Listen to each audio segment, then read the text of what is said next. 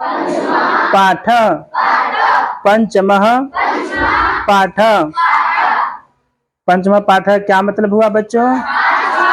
Very good. प्रहेलिका। प्रहेलिका।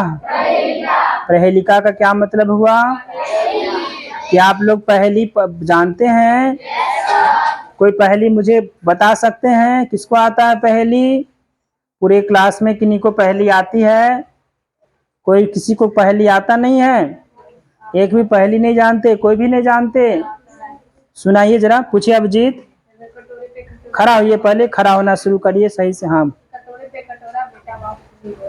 कटोरे पे कटोरा बेटा बाप से भी गोरा। बताइए क्या होगा उत्तर? Very good. चलिए बहुत बढ़िया। अभिजीत के लिए ताली बजाइए। पहली पूछा था। बैठ जाइए। और कोई पहेली पूछेंगे? किसी को और पहेली आती है? नहीं। चलिए अब हम पूछते हैं, ध्यान दे करके। काला घोड़ा लाल लगाम उस पर बैठा गदगद राम। फिर से सुनिए, काला घोड़ा लाल लगाम उस पर बैठा गदगद राम। तो क्या होगा बताइए मुझे? नारियल का पेड़। नारियल का पेड़ काला घोड़ा हो गया, लाल लगाम कहाँ से आ गया? बताइए क्या होगा उत्तर? आग तो लाल होता है, काला कहाँ से आ गया? चूल्हा। और चूल्हे पर जो तवा पे रोटी बनाते हैं वो तवा हो गया काला घोड़ा। नीचे से आग दे रहे हैं, हो गया लाल लगाम। और उस पे से रोटी जो बनाते हैं गदगद राम, वही है। समझ गए? ये है पूरा पहेली का मतलब। ठीक है, काला घोड़ा तवा हुआ, लाल लगाम उसका चूल्हे के नीचे में आग लगा हुआ है और रोटी फूल करके गदगद हो रहा है, वही गदगद राम। चलिए बच्चों देखते हैं पहेली का जो है, पहेली जो है बहुत पुराने समय से पूछा जा रहा है। और कई बार पहेली जो है शब्द से भी, और कई बार पहेली जो है बिना बोले भी पहेली पूछा जाता है। जैसे कालिदास जी जो है, कालिदास थे मूर्ख, महामूर्ख थे। जिस पेड़ के डाली पे चढ़े तो उसी को काट रहे थे। जैसे ही कट जाता धड़ाम से नीचे गिर जाते, टांग हाथ सब टूट जाता। इसका उनको भान नहीं था। तो पंडित जी सब सोचे कि यही तो है महामूर्ख, यही असली उसका, इसी यही जो है उसका मजा चखाएगा। क्योंकि कालिदास की जो पत्नी थी वो बहुत बड़ी राजकुमारी थी। तो वो बहुत ज्यादा चालाक थी, विदुषी थी। तो जिससे उसको शादी करना था तो उस राजकुमार को बुलाती थी और बुला करके प्रश्न पूछती थी, शास्त्रार्थ करती थी। सीधा बैठिए, सीधा बैठिए, जवाब सकते। शास्त्रार्थ करती थी और जो हार जाता था उसको शायद जेल में बंद करवा देती थी, है ना। बहुत बेइज्जत करती थी, जेल में रख देती थी। तो पंडित जी सब जो भी बड़ा बड़ा ज्ञानी आता था हार जाता था बेचारा, क्या करे अब, तो इसको मजा कैसे चखाए। और जो हरा देगा उसी से शादी करेंगे। रूपवती थी, सुंदर थी बहुत। तो पंडित जी सब ढूंढते ढूंढते, इसको बंद करिए जरा, बंद करिए घर का सारा, ठीक से लगाई ना, आवाज ज्यादा आ रहा है। बंद करिए, बंद करिए, पूरा बंद करिए। तो कालिदास जी जो है अपने ही पेड़ को अपने डाल पे बैठ के काट रहे थे। बोले कि यही है सबसे अच्छा मूर्ख और यही है सबसे अच्छा जोर। ये अपने आप को बहुत ज्ञानी समझती है ना, इसको दुनिया का सबसे बड़ा मूर्ख से शादी करा देंगे। सीधा बैठिए पीछे दीवार से हट के। तो कालिदास को पकड़ के ले गए, बोले कि तुमको अच्छा कपड़ा देंगे, खाने पीने को मिलेगा, मिठाई भी मिलेगा। इस पे एकदम तैयार हो गए कालिदास जी, विदा हो गए। पहली पूछना शुरू, तो बोले क्या, ये बहुत बड़े विद्वान हैं, बहुत बड़ा ज्ञान है इनके पास, चारों वेद के ज्ञाता हैं। आज ये बोलेंगे नहीं, मौन व्रत है। दुर्गा पूजा जो 10 दिन का होता है तो उसे हम भी मौन व्रत करते हैं, मालूम है कि नहीं? हाँ, तो कालिदास जी को झूठे के मौनी बाबा बना दिया। तो असली था लेकिन उसको नकली मौन व्रत। बोले कि तुम खाली चुप रहना, बोलना मत, बाकी सब हम देख लेंगे। काली बोले ठीक है चुप रहना, हाँ ठीक है चुप रहना। मिठाई मिलेगा? हाँ मिलेगा। अच्छा अच्छा कपड़ा मिलेगा? हाँ मिलेगा। ठीक है तो चलो। रानी आ गई वो, और उसके सामने कालिदास जी बैठा दिया। 3-4 गो पंडित जी उसका चेला चपाटी बन गए और दिखाते हैं कालिदास जी ऐसे उंगली। जब उनकी कालिदास की जो राजकुमारी थी जिस शादी में, एक उंगली दिखाते हैं। तो कालिदास जी कहते कि वाह, हमको एक आंख से एक उंगली से मेरा एक आंख फोड़ेगा तो हम 2 आंख फोड़ देंगे इसका। ऐसे ये उसका ये जवाब दिया। तो अब इसका अर्थ क्या हुआ? कालिदास की जो राजकुमारी थी उसका कहने का मतलब था ईश्वर एक होता है, इसलिए 1 उंगली निकाली। कालिदास समझ रहा है कि मेरा एक आंख फोड़ रहा है तो 2 उंगली निकाल दिया कि दोनों आंख तुम्हारा फोड़ देंगे। तब फिर इधर का जो पंडित जी सब था उसका अर्थ लगाया, ईश्वर एक है लेकिन उसका रूप 2 है, प्रकृति और माया। ठीक है, यानी प्रकृति और माया से ही संसार की रचना हुई और इससे उसको हरा देता है। फिर ऐसे करके हाथ दिखाता है वो राजकुमारी, और इसका मतलब हुआ कि प्रकृति जो है ना 5 पदार्थ से बना हुआ, क्षिति जल पावक गगन समीर, हवा पानी जल आकाश से ये पूरा दुनिया बना है। तो कालिदास जी सोचते हैं कि हमको थप्पड़ मारेगी, कहती है थप्पड़ मारेंगे, मूर्ख महामूर्ख। कहते ठीक है, तुमको थप्पड़ मारी तो हमको मुक्का से मुंह फोड़ देंगे। मुक्का दिखाते हैं, तो फिर मुक्का दिखाते हैं। फिर पंडित जी कहते हैं क्या इसने दिखा दिया, इसका क्या अर्थ होगा? बोलते हैं 5 पदार्थ मिलके संसार तो बना है, लेकिन पांचों पदार्थ जब एक मिल करके रहेगा तब जाके संसार बनेगा। हाँ, मिलना जरूरी है तब शक्ति आया। इस तरह से जो है चुप्पे चाप कालिदास जिसको हरा देते हैं विद्योत्मा को, हारने के बाद फिर शादी उदी हो जाता है। शादी अगर हो गया पूरा धूमधाम से, और अंत में जो है जिस रूम में सजा उजा रहा था शादी के बाद लोग जाते हैं पति पत्नी, वहां पे ऊंट रखा हुआ था, ऊंट का फोटो बना हुआ था। ऊंट को संस्कृत में बोलते हैं उष्ट्र। उष्ट्र मतलब ऊंट।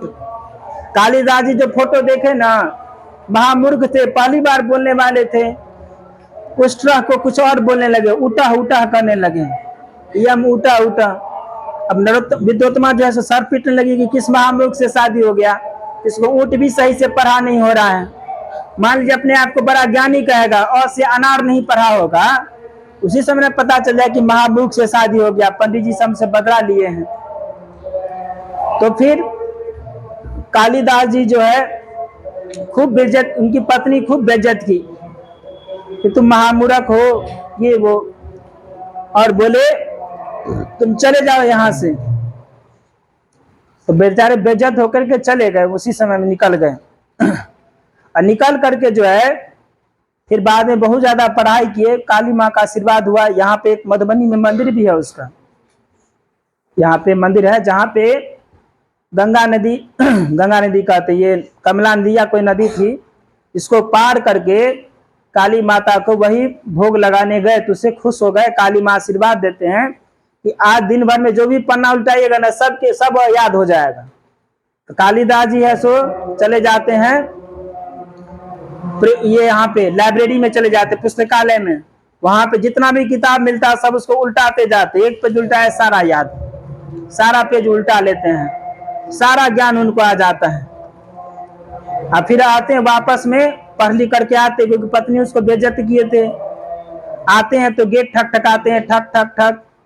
जैसे पत्नी आवाज सुनती है विद्योत्मा, कहती है संस्कृत में कहती है असित कसित वाग विशेषम, मतलब क्या कोई विशेष बात है क्या? मान लीजिए पति आ रहा है कितने दिनों के बाद, इसका वो मजाक उड़ा रही थी, कोई विशेष बात है जो तुम आए हो? इससे उनको और अपमान मालूम हुआ। असित से जो है इस 3 वाक्य से 3 शब्द से उन्होंने 3 ग्रंथ का रचना कर दिया था।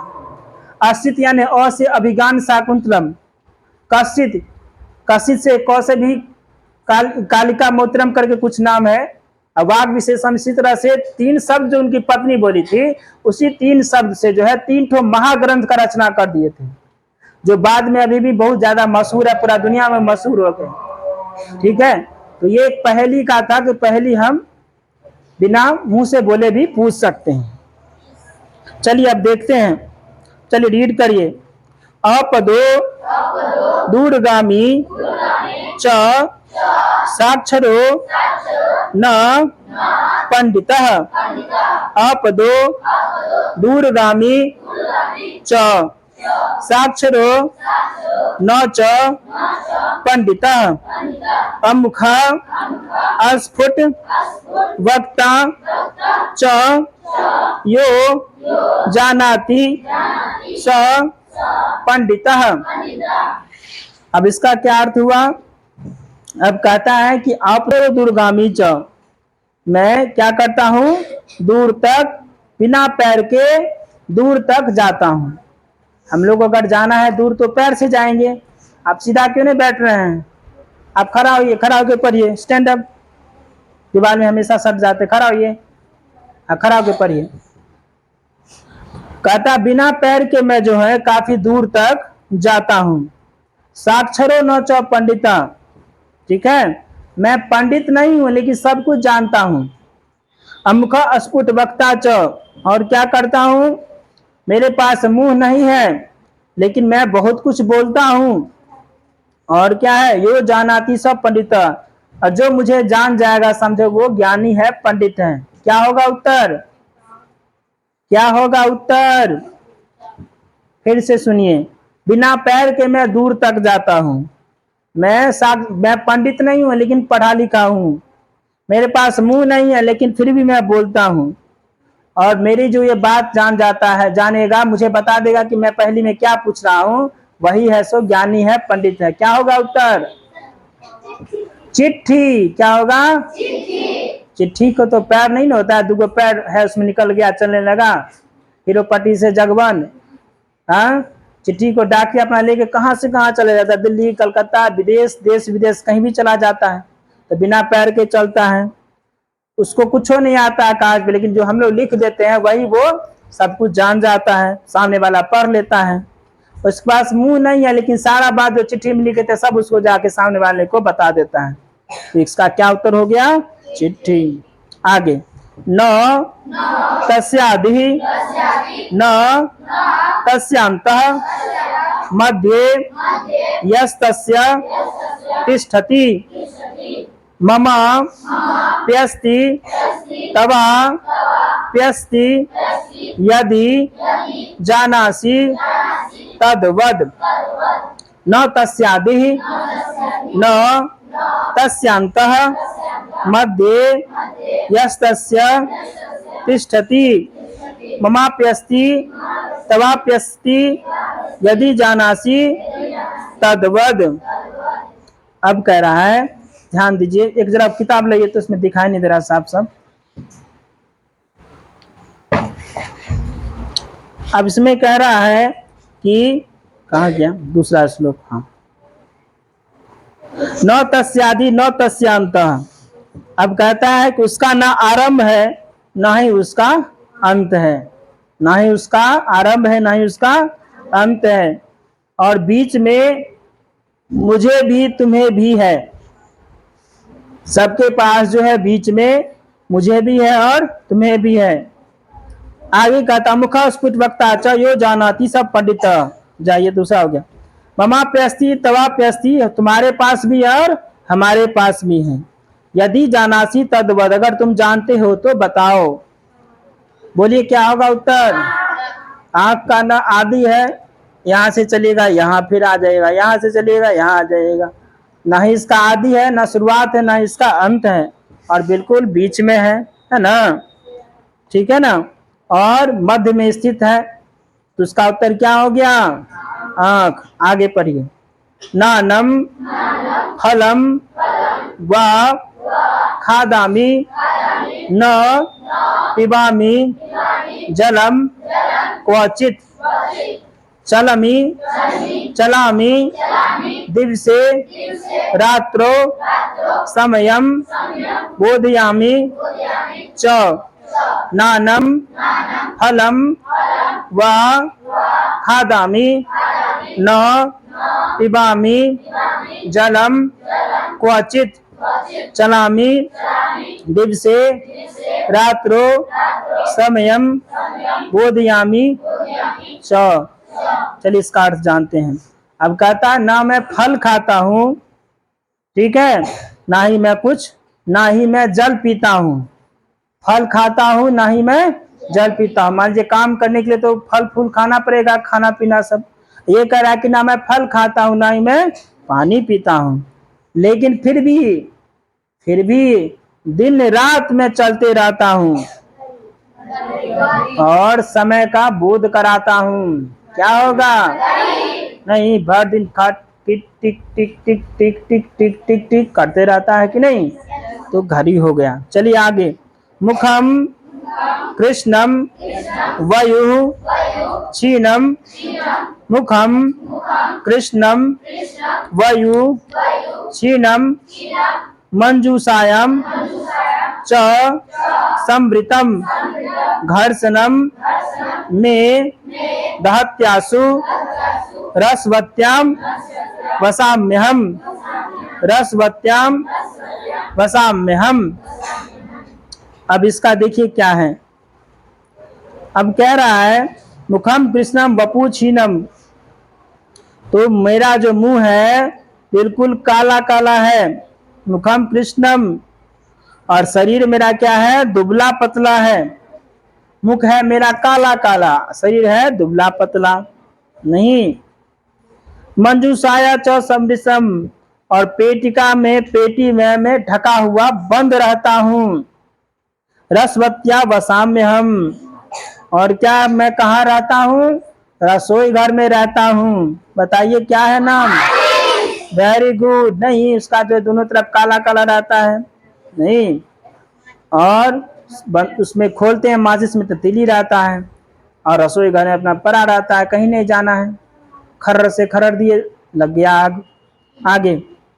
तिष्ठामि पादेन बको न पंगु दाता फलानाम न कीर्तनम यत्नः मोनेन जीवामि मुनिरम मूकः।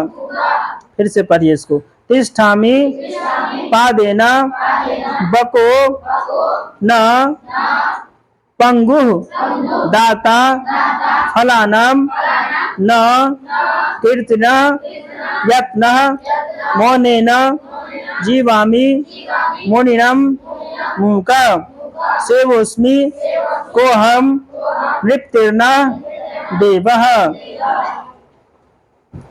अब ध्यान दीजिए, कहता है तिष्ठामि पादेन बको न पंगु, कहता है मैं ठहरता हूँ और एक पैर से ही मैं क्या करता हूँ? एक पैर पे ही खड़ा रहता हूँ। मैं पंगु नहीं हूँ। जैसे मान लीजिए पैर खराब हो जाएगा तो एक पैर से चलेंगे, एक पैर अपना मुड़ा रहेगा या कटा रहता तो पंगु। कहता मैं पंगु नहीं हूँ, लेकिन फिर भी एक पैर पे खड़ा रहता हूँ। मैं दानी हूँ, है ना, मैं दानी हूँ, और फलों का कर्म का परिश्रम करके जो है मैं दान करता हूँ। मैं मुनि हूँ, चुप रहता हूँ, चुप रह करके जीता हूँ, लेकिन मैं गूंगा नहीं हूँ, और सेवन करने योग्य हूँ, मैं सेवन करती हूँ। अब बताओ मैं कौन हूँ, राजा या देवता? हाँ, पेड़। हाँ, तो हमेशा पेड़ खड़ा रहता है, चुपचाप, दानी है, फल देते हैं। दुनिया में सबसे बड़ा दानी कौन है? पेड़ को जो है असहनशील भी है, पत्थर मारते हैं उसको चोट लगता है, बदले में फल दे देता है। आपको अगर एक चमेटा मारे या कुरकुरे कहे कुरकुरे दो ना, एक चमेटा देंगे क्या? और कुरकुरे का उसको तो बुरा हाल कर देंगे आप, दो तीन तो मारने की कोशिश जरूर करेंगे और शरीर में शक्ति रहा, नहीं तो वहां से भाग खड़े होंगे, यही करेंगे। लेकिन पेड़ जो है बहुत सहनशील और दानी होता है, सबको दान देता है।